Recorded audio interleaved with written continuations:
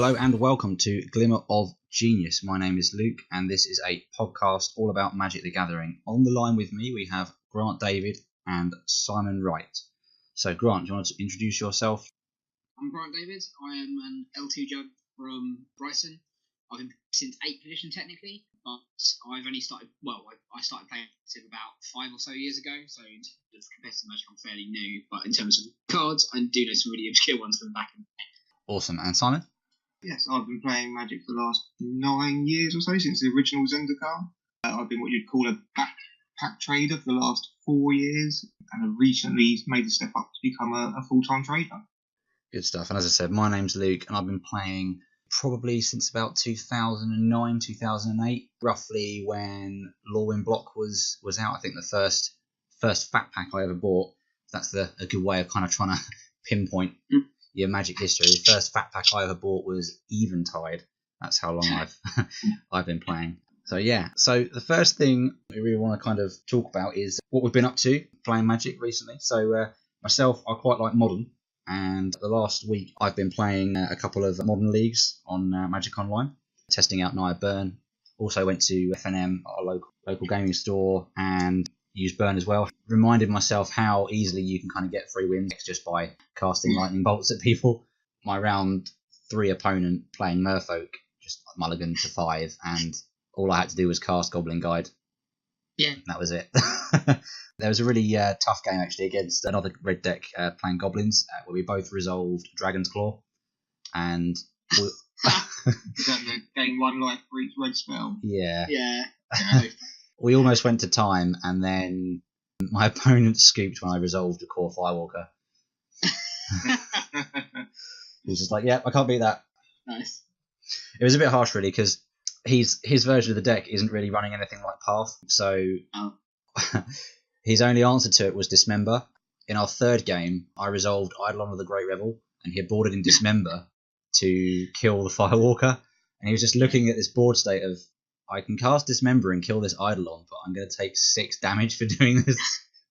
Worth it. It wasn't worth it. But yeah, that was fun. And the league I did on Magic Online, that was okay too. I went 3-2. It's funny the mistakes you make on Magic Online compared to real life, because there was a moment against Eldrazi. I didn't want to mulligan to 5, so I kept this hand of Bolt, Eidolon, and Rift Bolt. So Lightning Bolt and Rift Bolt, and on autopilot, or just kind of rushing, I guess, because it wasn't really autopilot. I was just trying to just play through quickly. I passed priority, thinking I'll cast Bolt, which was absolutely there's absolutely no reason why you would do that and just not suspend the Rift Bolt. And then I had this really awkward turn where I could either hard cast Rift Bolt to kill something or cast Goblin Guide, and I couldn't do both because of the mana restrictions I had. And then because of that, just not suspending it on turn 1, it just meant I had a Goblin Guide get the Thought-Knot Seared out of my hand for absolutely no reason. So that was pretty rough.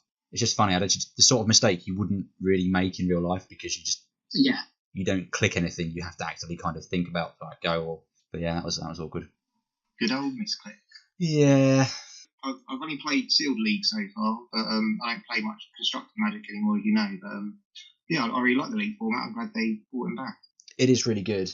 The ability just to play one game and then walk away from it is really nice. You haven't got to sit down and go, all right, I want a draft or a sealed event, but I haven't got 4 hours to spare at this moment in time. So it's really nice. Yeah. So Simon, have you played any actual games this last week? No, I set my company up in February to do the trading full time, and since then I've only played 2 games of Commander, which is a bit rubbish. Going from playing every Monday and Friday to once a month is a bit of a shock to the system. We've got a Modern Masters draft coming up on Friday, so I'll definitely be in for that. Yeah. I think us and the rest of the world, the Magic world, looking forward to that. It's going to be awesome. Any insane moments for the Commander games though? Not from my pod as I remember. It was a long time ago now. It was around 3 or 4 weeks ago. I think I won one, which is quite unusual. That's insane in itself. I managed to win a game of Commander. Who's your commander? Factamander, the zombie assassin. Oh, the red black guy. Yeah, red, black, blue. Oh, I know. He's quite cool. I just like zombies really, and I also like playing with the foil zombie tokens. Just try to pick up some of those whenever I can. How much are they worth now? Well, they're stupidly expensive. I don't know. I haven't checked for a while. I think they were around £5. Yeah, unfortunately, our local play group now, quite keen on them and are reluctant to part ways with them to give them to me. Yeah, they know they can hold me for ransom if they got a zombie token. Awesome. And Grant, what about yourself? Have you been playing much this week? I was judging at GP Barcelona, so because that was from Thursday to Monday, I haven't had a chance to play Magic when I would do. But I managed to play Modern last week, and I'll play some Modern at Burgess Hill tomorrow. I haven't actually played Standards since Easter Revolt, I don't think. But I've played probably all games of Modern, I reckon, since Easter Revolt. What are you running at the moment? I had another go at Restore Balance, which you're familiar with. Yeah. But I found a build someone else did, which had like Thassa, God of the Sea, like scry stuff to make it more reliable, and you can make the quick you bring in unblockable, which I played a bit on GP Barcelona, and that did quite well. Then played the Expertise Brains, or whatever it's going by nowadays, whole cast Beck and Call, Brain in a Jar, or the Expertise cards, or cast Breaking Entering off 2 cards as well, and you go like turn 2 in, which is just ridiculous. Yeah. So I've been giving that a go, which is interesting, and I know Chris has been running the same thing. He's been running ones that don't shuffle themselves back into the library. So although they're less powerful, you can have stuff like Goru's Revenge and like Dark Dwellers and stuff interact with the graveyard, which I want to try out as well. But the deck I'm going to play tomorrow, which I'll talk about later, is like in response to what's going on in Standard at the moment. So it's basically green-black with a bit of white, but basically just runs all of the stuff with 1/1 counters involved. It runs obviously Winding Constrictor, and then it's got like Hangaback Walkers, Walking Ballistas, Arm Ravagers. I'll show you this later, but I'm going to test that tomorrow, and I think it should be quite nice. Yeah, so mostly Modern, but I'm looking forward to Standard again. But I need to decide what Standard I want to play. I think I'm going more towards colour, like Sahili or Energy deck or whatever. I still haven't made my mind up. No, that's fair enough. I've been running the sort of more traditional Jeskai, but with that as an alternative win condition. It's nice to have that sort of fear-based weapon. They just can't ever tap out, or like. Yeah, I mean, Mardu Vehicles doesn't to me at all. The other top deck, but I still would like to play the zombie emerge. I'm not sure again what version, because like Grixis, I've tried Black Red, and I've tried obviously the traditional blue-red one with the Deep Fiends and stuff. But then I've seen interesting ones which the 4 colours of healing now run Deep Fiends, so I don't know, do that instead. No love for black-green counters? No, I mean, it's something now that I've actually got a playset of Erdwith Gearhold, but I mean, we did that PPTQ at Diceloom where my deck actually pretty good against like the other decks, but I just faced that 3 times in a row, and that's like 2-3, and then was just like out of the thing. So I don't want to be the other. Seems like 50% of the people just playing that down. Yeah. Particularly since like you go to a table when they're game 2, game 3, close to time and stuff, and it's just we've all got the same cards on the table, and just combat gets too complicated. I don't really want that. I want something that's going to sweep the field or be different, or not just have that thing where it's just whoever makes a mistake first. Yeah, I always find it quite fun playing against your decks. Yeah. Mainly because I don't have a clue what's going on, which is nice. I mean, effectively they're not as good as the top decks, but I always find that is actually quite useful, because again, the kind of people that have been testing whatever means they either can't sideboard or just haven't done a particular tactic they haven't seen yet. It just comes out of the blue and can win games like that. So yeah, it's always nice to keep people guessing, isn't it? Yeah, exactly. What was the last one you played against me? It had the zombie tree.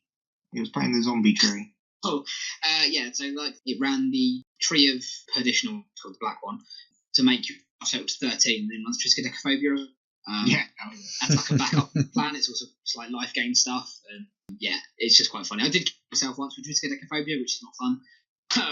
But it's a funny deck to play. You gotta love that card. Yeah, I've always wanted to make a deck around it, but you didn't make it possible, unfortunately. Awesome. So we'll quickly just jump out of this segment then, and when we come back, we'll talk about GP Barcelona. This weekend just gone was Grand Prix Barcelona. I'm going to pass this over straight away, I think, to Grant, considering he was the only one that was actually there. From what I understand, it was a good event, but Grant's probably going to have more to say about the thing as a whole. So, Grant, anything particularly noteworthy from a judge point of view? From a judge point of view, not much. I mean, it's more. I think they predicted like 2,000. I think it's just over 1,100 in the end. It's quite a quiet GP. But I think the major discussion from that. I'm not. I haven't actually looked at the top 8 or what people are playing for the other GP that was going on simultaneously, but I think most people were discussing the fact you were either playing an energy deck or you were playing Mardu aggro in some form.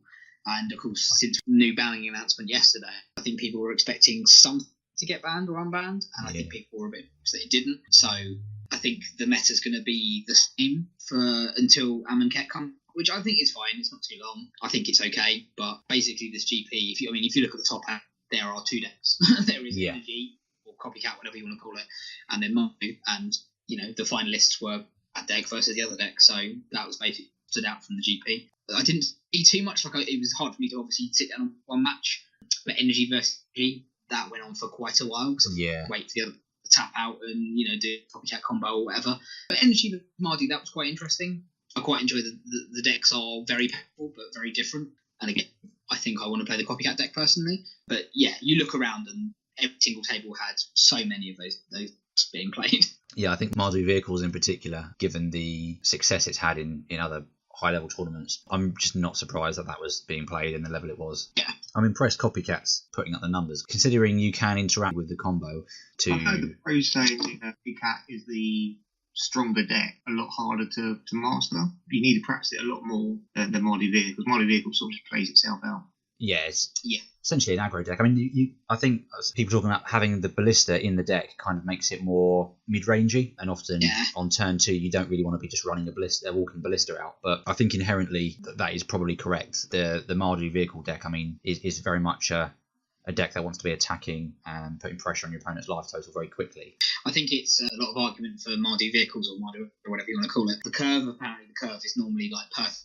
You just will always have a turn 3-4 play, mostly because of walking ballista being XX and everything else being cheap or whatever. But I've heard that's what's being able to so consistently be aggressive, and the fact that obviously those cards that fit into that are just the best card in standard obviously help that. Absolutely. So as your first GP judging, Grant, how was the experience in that aspect? I mean, as I said, there was less people than we were expecting, so from a judge point of view, it was kind of good to warm up with that.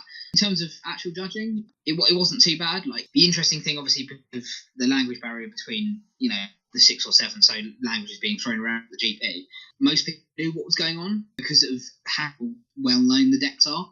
Stuff like Unlicensed Disintegrate, a walking ballista, and then they sacrifice it in response, don't lose 3 life. That's quite a complicated interaction for most players, but because they've seen it done so many times, there wasn't that too many fakes or whatever. Yeah. And there's a few cases where you had Ardu Hana, and then they weren't communicating clearly what they were using, or they messed dice or stuff like that. But I think it was probably better than usual because of, again, how familiar people are with the card. Although technically in standard there are quite complicated interactions with a lot of I will do this in response kind of stuff. And did you have any tough judge calls to make? Not really. I mean, there was some interesting ones. I think there was 3 or 4 notifications, mostly just from people being silly with life totals, energy dice and stuff, and being a bit sketchy. But in terms of difficult judge calls, not really. Again, like I said, most of it was kind of sequencing, do this in response, and they didn't quite understand. Okay, that's good. It's nice that things run smoothly. Yeah. Okay. So the other GP New Jersey, the slightly further afield one, shall we say? And yeah. was 1, 2, 3 copies of Copycat, and Mardu Vehicles had 1, 2, 3, 4 copies in the top 8, and then there was another one, Ben Stark's Jund Energy, which is Jund Energy.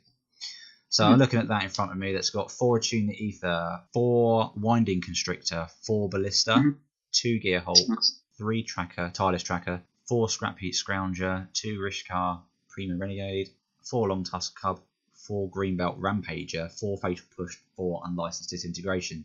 So it's kind of like Mardu Vehicles and Green Black and sort of moulded together in some way. I've seen the Cub quite a lot of work, if it's allowed to get out of check, particularly with the snake. I saw it again, people were you do this in response, and they just spend all their energy. It's huge, so I like that.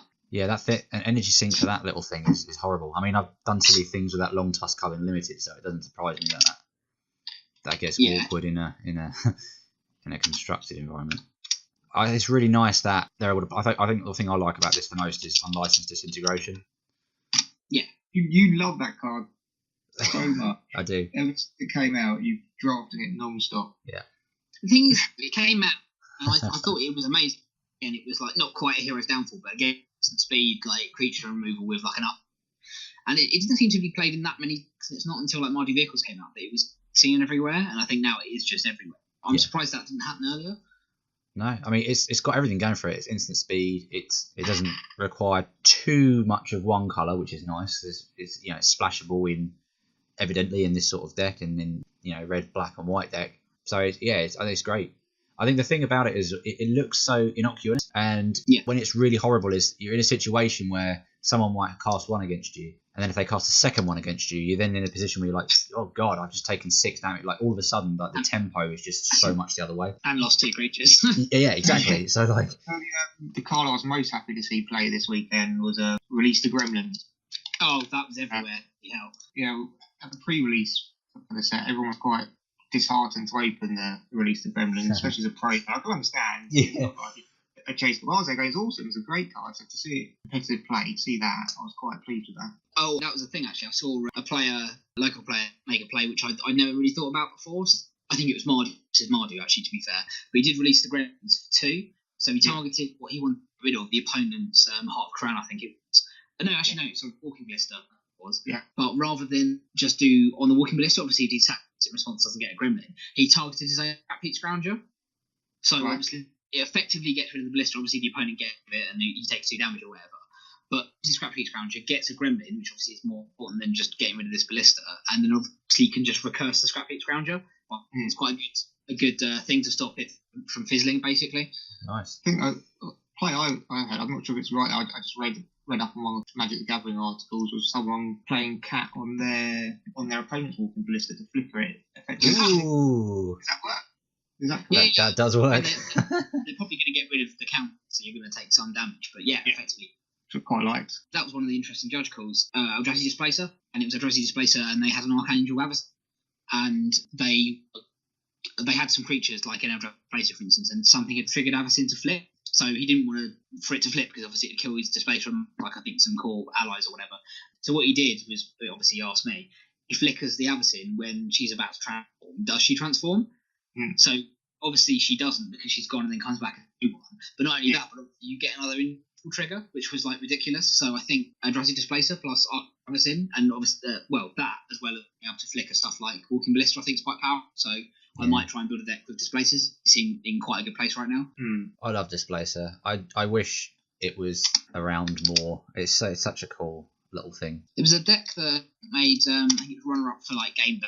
I think it was a Dark Sphere competition. I don't know if you right, but it was like a black-white Eldrazi like toolbox deck effectively. There's no like playsets or anything apart from the Displacer, and just had like loads of Thought-Knot Seers, and it had like other revolvers like the Deadeye Harpooner, which like kills a creature, and just runs just like stuff that does whatever when it gets triggered, and just was flickering the Displacer and killing stuff or getting rid of artifacts or exiling things. It was because the dwarf guy that exiles something when it comes in. That was just really nice. It's like a sort of weird toolbox deck that uses Displacer as like the that was cool. So the only other thing with GP Barcelona was the fact that we had someone, was it second? Matt Pope, is that his name? Not someone that I know personally, but Grant, you mentioned that he's quite well known in the UK tournament scene, at least. And I believe he lives close to London. So I've seen him a couple times at various PPTQs. So he's not local, but I've seen him at any kind of event that is a bit official and stuff. And he knows me and stuff. So that was quite cool seeing someone get very far in such a massive event. I mean, that's awesome, and it's nice to see like an actual localish kind of name, even just someone who from Great Britain to do well at these kind of things as well. Because I think, generally speaking, we're quite underrepresented, I think, compared to... Yeah, definitely. Oh, it seems to be picking up lately, especially locally, isn't it? We've had a couple of local players getting onto the Pro Tour. We had our own Aaron Burns representing England in the World Cup. So it was it's picking up quite a bit. That is true. I mean, all of Team Axiom were there. I think like the vast majority made day 2, but no one got anywhere close to where Matt finished. That was kind of funny for Matthew, that I think has been asked to join the team, didn't. But yeah, that was good. Good stuff. We'll just move out of this segment and then go on to Modern Masters 2017. So next on the list is Modern Masters 2017. I, for one, am pretty excited about this. A lot's been said about this already all over the internet. People have been going mad. Before that, people were really uninterested with it, and then saw the mental spoilers for it. Going to be a great set. Simon, what do you make of this? I'm extremely excited. As you know, I'm more of a limited player than anything else. So when a set like this comes along, I'm really excited to crack some packs and get drafting. From a financial perspective, of course, a bit of a sore point for traders, because it does reduce the value of our collection a bit. This one more than any other, I think, so far. They always take a bit of a hit, but this one is staggering the amount of value in the box. It'd be really interesting to see what happens to the price of some of these cards in a month or so time. I mean, the drop's already started. After the last two Modern Masters, prices picked back up again, but with this one, it's just nearly everything is good. Really good. There's only a handful of rares you'd be upset to open. It's going to be staggering. I can't wait to crack some packs. The funny thing for me is I kind of was drip fed spoilers, and like the first couple I saw, I was like, oh, that's quite cool. And then speaking with Grant earlier, and I was saying, oh, Damnation came out, and I was just like, wow. Like, especially after At rare. Yeah. Well, That's madness. Rare's fine. Wrath of God's rare. That's fine. I mean, there was a few.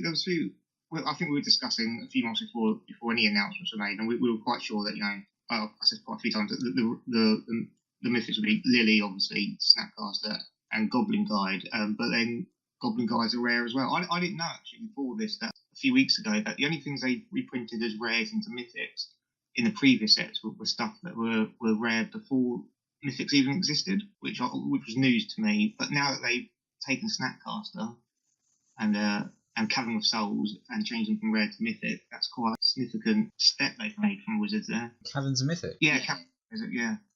Oh, I missed that. I know it was reprinted. I just must have completely bypassed. It's probably not because it pushed the price, I don't think. No, I thought it'd be in there as a rare, but you can't complain, can you really? No.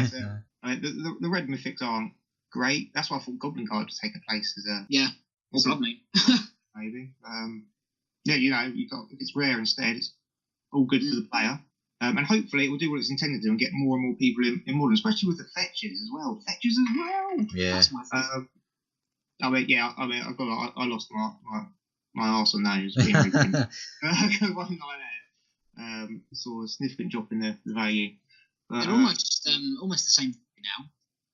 Obviously, like fetches when they came out were like $10 or whatever, and now they're up to near 20. And then Zendikar fetch, as low as like 25 now. The gap almost the same, which is just crazy. When I first started playing, I was moving back to uni, and Zendikar just rotated out. And of course, I wasn't playing, so I sold 2 Admesters for £16. 2 for 2. That's crazy. I know better now. If you like, Simon, I can tell you a story that makes you feel better about that. I once opened an Innistrad Fat Pack and pulled a foil Liliana and put it on eBay, and I got 20 quid for it. Wow. That was obviously when it was in standard. Just hasten to add that. She wasn't that right. She didn't go up till after standard, did she? No. Just because of Innistrad being quite a smaller printed set. Yeah. And then I went through your binders one day and saw how much a non-foil was. I was like, oh, damn. And Tarmogoyf again as well for a third time. That was a shock. I didn't think they'll print him for a third time. No, I'm glad they have. I think it's safe to say every modern set ever, they're always going to have Goyf in. That's my bet. Tilly's worth nothing. Created Bearmoth, good choice as well. It's all really... I want to see how it drafts, really. I'm really looking forward to it. There's the odd jank one. There is, but I think there's got to be. But I think as well, when you think the range of cards you've got, so you've got things like Stony Silence as well, which is, a really good modern staple. And you've got the Miracle cards, which are not necessarily for modern, but it's a nice little thing that's snuck in there for Legacy as well. Miracles. Yeah. I like how they stick in some stuff for the more casual commander player as well. Yeah. They're making good use of the sets to make sure that stuff's printed for everyone. Yeah. My biggest upset was Inquisition of Kozilek. Oh yeah. I was quite upset that they printed it again after Conspiracy at Rare, and then again in Modern Master 17 at Uncommon after such a short. But I thought that was bizarre. It is bizarre, and I think one of the YouTubers I watched raised an interesting point. Basically, it kind of just shows that all bets are off. I think whilst you can very much predict with certain accuracy a few things. It's almost kind of like Wizards sort of saying, well, hold on, we can more or less do what we want. Like nothing is guaranteed, and if you think we're going to behave in a certain way, then well, maybe you're not. Maybe you're wrong. The restricted list or whatever it's called. Oh yeah. They're the only ones you can. And I think everything else, like you said, you just assume it's going to be the same. Yeah. For players, I think it's great because if people want to try to get into Modern and get a hold of Inquisitions again, it's great from that point of view. Obviously, it does hurt anyone trying to speculate or effectively turn a profit from it, which is a bit of a shame because obviously, you don't want traders to be completely blown out the water. Hang on by it. Yeah. And hopefully it will do what they want and get more players into Modern. I mean, at the end of the day, if this gets a large enough players back into Modern or gets into Modern for the first time, it makes it cheaper. Eventually, the card prices rise again anyway. So it's a win-win. But with the Inquisition Closet, I just thought that was a bad play in my book. Just it's sort of like it got chucked into conspiracy to help sell the set maybe and reduce the price of. So it was Inquisition of Kozilek, just hopefully reduce the price on it and throw it in as a good rare so people buy the product. Yeah. And then putting it again as uncommon, it's just I thought it was a bit of a slap in the face, really. Yeah, when you say it like that, I totally get what you mean, and I can see how if people are buying conspiracy to try and get that, then that would be annoying. Equally though, I am very much a believer of if you want the card, buy the card, but I wouldn't buy a set of conspiracy to try and hope that I get an Inquisition. Yeah. Buy a play set of Inquisitions for less than the cost of a box of conspiracy. So I'm calling it now, by the way, as well. Thragtusk at some point in your draft experience will annoy the living heck out of you. Yeah. I'm just saying. Unless you're casting it, yeah. And if it's not Thragtusk, yeah. I mean, that is the most obvious, infuriating thing that can happen. And if it's not Thragtusk, it'll be Bonfire of the Damned. So yeah, there's always that to look forward to. I like the printing of some cards that only had printing before, which aren't that expensive because of what they do, but just because they've only had one printing. Like Ranger of Eos is only played in Soul Sister, but it's like a $20 card, or was, because it only had one printing. Osvalara, I think it was. Yes. And like Limvala, which Limvala is in Legacy and Modern, but again only printing. So I kind of like stuff like that. Same with Gifts Ungiven. I think that has had a second printing, but again just stuff to reprint things. Oh, like Scavenger as well. That's quite a nice one, which again is played quite a lot, but it's suffered from its being printed once or twice or whatever. Yeah, I think it's got promo, isn't it? But beyond that, Scavenging has been cheap for a long time because of the promo. It used to be really expensive because it just used to be a was it a commander card or a plane chase card? It was it was just in one obscure set. I think you got it as a promo if you played the first Duel of the Planeswalkers game on Steam. We put it in a core set as well. Yeah, the promo one really knocked the value out of it. I picked up some of those. I remember when I was first, like the first set I played in actively was when Dragon's Maze had just been released, and I just started playing Duel of the Planeswalkers on Steam as well. So I got the Scavenging, it was worth like 15 whatever, and it let me trade into stuff that I needed for standard. So that was quite useful again. It's the same as editions, why I like those. The fact that players can get this card, it's worth loads, and then just trade to lots of little moderately valuable things. It's nice. I really like Jewels of the Planeswalker. It's how I first got into Magic myself, actually. The original Jewels of the Planeswalker is what I first saw it on Xbox Live. I was like, oh, looks like something I should have liked as a kid. I'll give that a go. And 9 years later, and I'm surrounded by boxes of Magic cards. Yeah. One thing's maybe a little bit sad. Just looking through the set of gold cards from Shards of Alara that they reprinted, and Sidraxis Spectre is being reprinted at uncommon instead of rare. You think that's bad? Think of poor Mortician Beetle gone from rare to common. That was a rare. That was a rare. Wow. He's the mighty have fallen, mighty Beetle. Is that a joke? No, that's right. It's the only one that's happened. So yeah, rare to common. Mad. I think that's fine at common. Yeah, I would agree. It's good. It's a good. I think it will fit some of the themes in this set well. I think Domri Raid was a bit random. Like, he hasn't been worth lots for a pretty long time and still really isn't worth very much. No. When the first previews were the artwork on the packet, I was so underwhelmed. Yeah. Oh, this is going to be a disaster. But no, they quickly changed that round.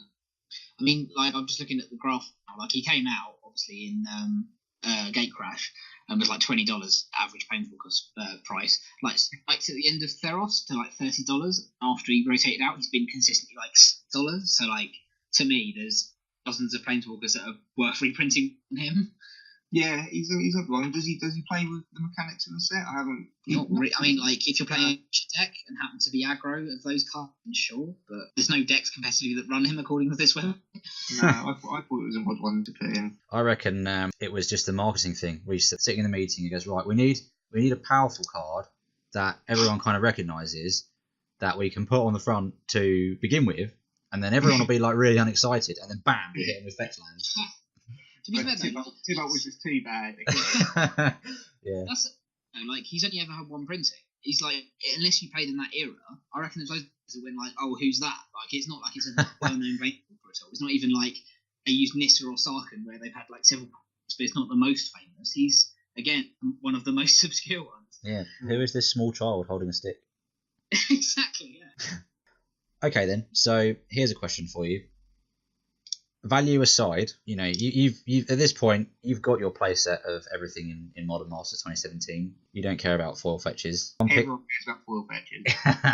Nah, I use them as coasters. So, pack one, pick one. What do you want to take? Like, ideally you're thinking, right, for this draft experience, I want this card. Simon, we'll start with you. Took me unprepared there. Don't say Blood Moon. Don't say Blood Moon. If it's not a Wrath's always good. Damnation. Bearing in mind, you have cards like Broodmate Dragon, Voice of Resurgence, Path to Exile is always it. You can't go wrong with Path to Exile. See, you're giving really safe, like. Oh, it's uncommon. Nice. Safe, limited answers. Yeah. Like you want to. I'm talking like. I haven't done enough research. I'm not ready for a draft yet. That's tomorrow. What's another bit? Well, Vampire Nighthawk's a winner, but that's double black. Probably not. Yeah. You don't want to first pick a multicolored card, though. I don't know. What if that multiplayer? Triple cut, Brewmate Dragon, 3 colours. About to say. That's good. You're pushing it a bit. I would first pick that. I think you got Tri-lands, you got Guild Gates. Yeah. And fetches. And signets. Yeah, the mana fixing is going to be... The mana fixing is great. You can probably play 5 colours quite easily. Okay, Grant, what do you want? Pack one, pick one. Oh, the thing is, there's loads of cards that got printed since when I started playing competitively. So, like Advent of the Worm, Voice of Resurgence, Obzadaddy, he's amazing. Obzadaddy. Black's probably going to be quite difficult. Yeah. Olivia Vergara, I think, is just bonkers. Yeah, but then just like any random uncommons or commons, I like to play with like Unflinching Courage or basically Armadillo Cloak or like Sprouting Theranax, just the one that turns into Prolings. Yep. Yeah.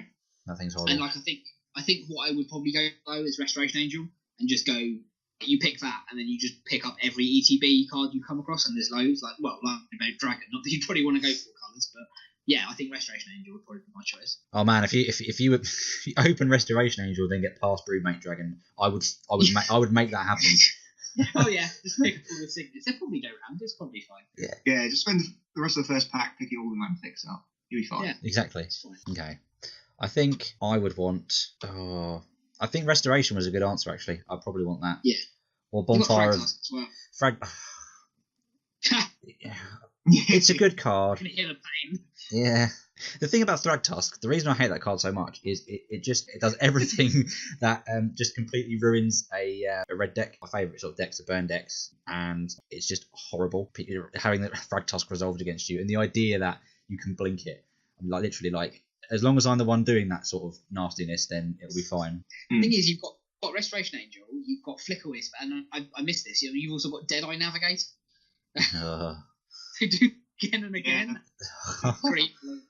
That's broken. I'll tell you what. No, I'd love to pick a first pick Hellrider. He's good. In my first ever standard deck was red black zombies.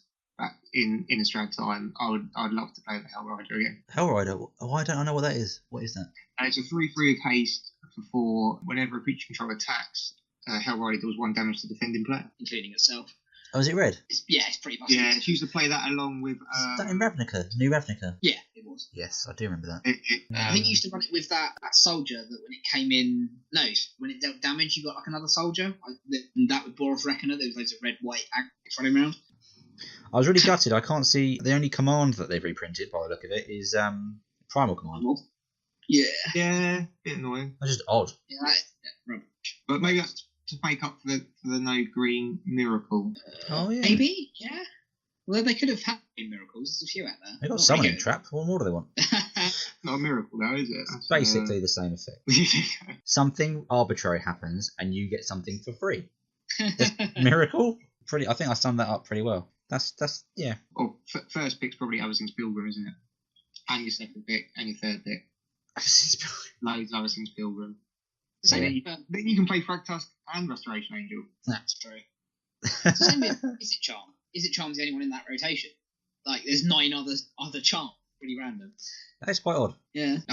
People are going to be genuinely upset about that. Oh, you've got some Conspire cards from Shadowmoor. That's cool. I didn't see those. Really? Yeah. The tap 2 creatures get an additional one. Yeah. How cool. Yeah, nice. I like how Boris Reckoner's sitting in there as well, just waiting to. Did they do Harvest Pyre? Have they given that? I don't think so. Oh, that'd have been too silly, wouldn't it? I suppose. What can you ping him with? I'm not seeing anything. Oh no, Liv Lauren you could do. That's quite cool. And Vithian Stinger as well. Oh, that's quite cool. I know loads of Burn players have been trying to look at this for ages, and before it was an uncommon one set, and now it's a common, so that's quite useful. Yeah, I did think it was strange that they reprinted it uncommon in Theros. They had that whole thing in Theros block with removal being like a massive premium in draft. Oh, yeah. People running like chained to the rocks. They couldn't find any other removals. Yeah. Cool. Okay.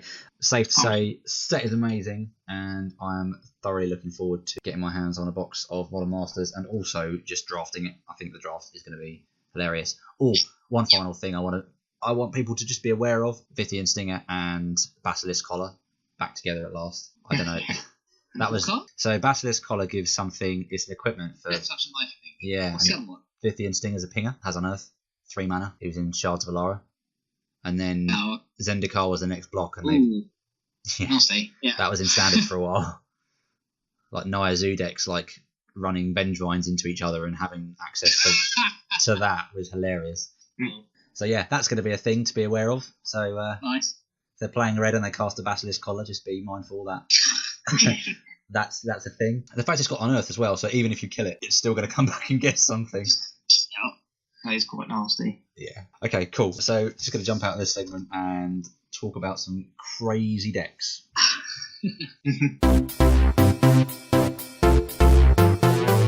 So something we're going to try and bring with a little bit of regularity on the show. We'll see how much fun these are. Grant has these crazy brews we want to talk about that Grant's come up with. So Grant, what have you got? So I think I'll start with something fairly normal to start with. They obviously a bit more crazy, but just because it's a fairly recent observation someone made over the weekend at GP Barcelona. Actually, I want to immediately build, and I'm going to be playing tomorrow. I mentioned it earlier. Basically, it involves a lot of standard cards that are doing a lot at the moment, and just putting in modern stuff, which I think no one was really thinking. So it revolves on 1/1 counters, and as you know, if you've played standard for a while, there's been a few sort of big cards that run 1/1 counters. So like you've got Hardened Scale and Dragons, I think it was. You've got Arcane Ravager back from Darksteel, which obviously is played Unity. You've got cards like Hangerback Walker, which obviously turns stuff into thoughts, as well as just getting bigger if you want. Scavenging Ooze, and obviously recently you've got stuff Walking Ballista and Winding Constrictor. Yeah. So effectively what it is, it's a green-black deck, and the mana curve 1 and then 2. That is the entire mana curve. So it's quite a quick deck. It's the only removal it runs is Dromoka's removal, as well as putting 1/1 counters on start, and Fatal Push, which obviously is quite an addition to Modern. I haven't seen it too much, but I imagine it will become not quite a staple, but quite common. The other stuff it runs is Hardened Scales and Traverse the Elven World, which is a bit of a random one. It's good because you can look for certain cards, like if you haven't got the Constrictor in play yet. In terms of creatures, it's got, as I mentioned, some older ones like Arcbound Ravager and Arcbound Worker. If you're familiar with Worker, it's just a 1/1 with modular 1. Just gives you more 1/1 counters, and if it dies, I'll put it on stuff. It runs one that seems a bit out of place, which is Dark Confidant, or Bob, if you know him like that. And that's because, of course, if you hit a Hangerback Walker or a Walking Ballista, because they're X, of course, you lose 0 life, because X is 0. So you're getting a free draw off it. And as I said, the curve 1 and then 2. So the most you're ever going to take is damage, which is crazy. So, and then of course, if you think about the interaction between Ballista, Arcbound Ravager, and Snake, you're able to either put some stuff or move them around by sacking Ravager or sacking other artifacts. And even if you're just moving counters one thing to another, if you're familiar with the what's behind it, that does get as a result of the Winding Constrictor or Hard Scales effect.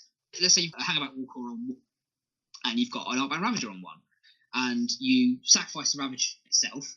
Normally you'd put one Hangaback Walker, but let's say you've got, I don't know, a Hard Scales and a Snake in play, it's suddenly up to 3 counters, and suddenly Hangaback Walker's a 4/4.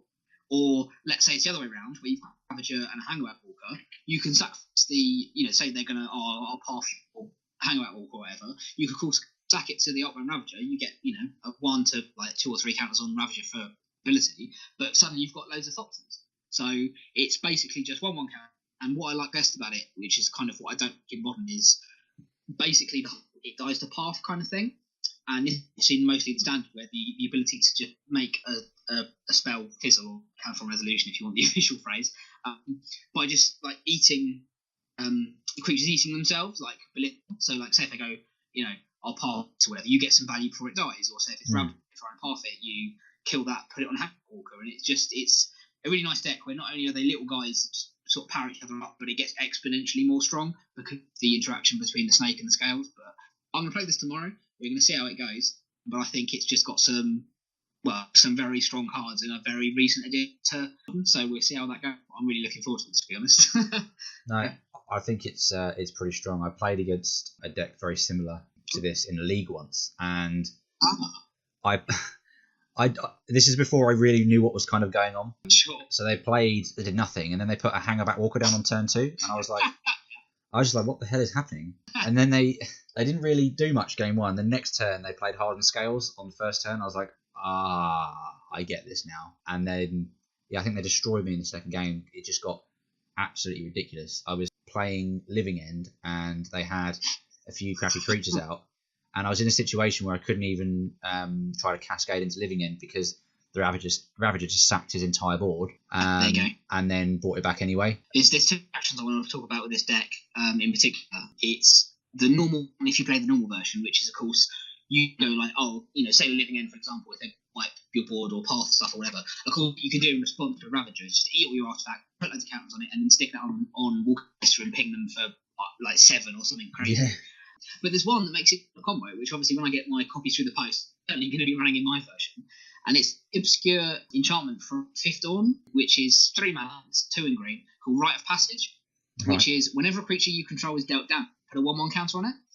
So what you do is you have anything in play that modifies counters, so Constrictor or Hardened Scales or whatever.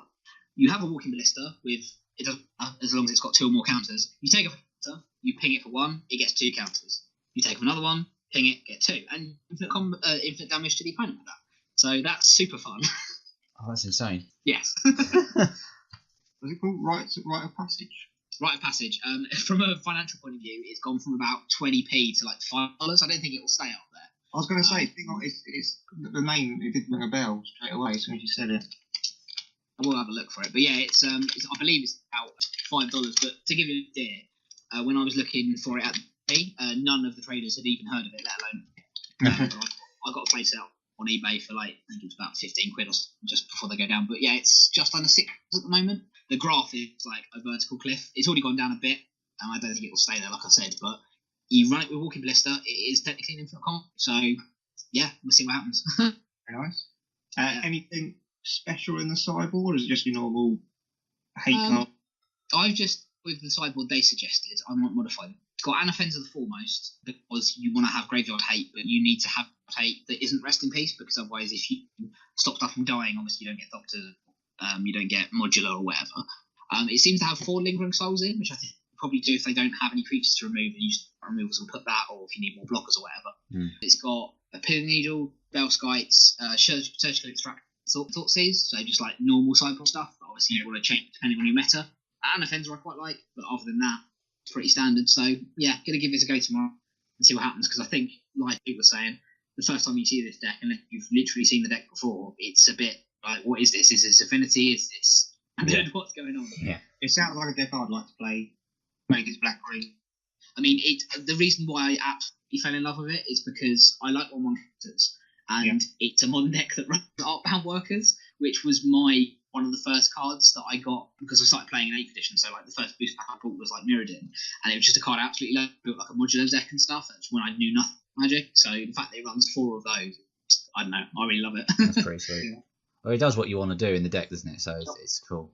The other thing, the trick it's got up its sleeve is Vault of the Archangel. So you give all your creatures life touch, you just ping everything to death with Walking Ballista.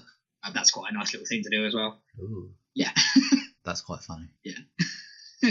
I'm sure there's so many other insane things as well. A really cool idea. The other stuff I came across when I just did a search for, stuff in one character that was good. You've got stuff like Abzan Charm, which of course, because you can do 2 targets, you could put 3 1-counters on something and on the same on a different thing. You've got Experiment 1 from Return to Ravnica, I think that was, where again, like you put a creature into play, you're probably going to get 2 or 3 counters on it, which means it can regenerate. You've got like Lot Left Troll from Return to Ravnica, that's quite a nice one.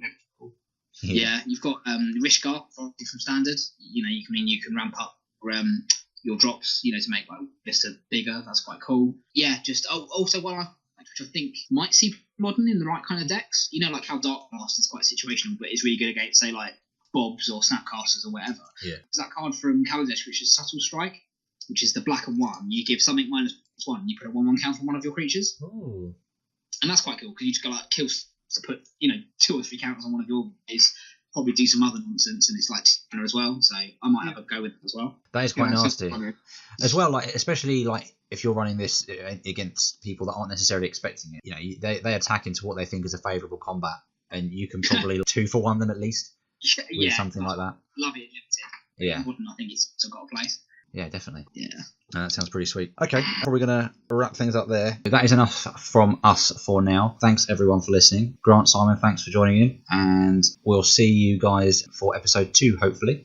Woo! Bye. Bye. Bye. Thanks, take care. Finally, in the future, we will get up and running on Twitter as well. But if you'd like to get in touch with us sooner, you can find us on glimmerofgenius.podbean.com. That's glimmerofgenius.podbean.com. That is where we will be uploading the podcast and where you can leave a comment if you have any questions or things you'd like to see. In the meantime, thanks once again for listening and stay tuned for more.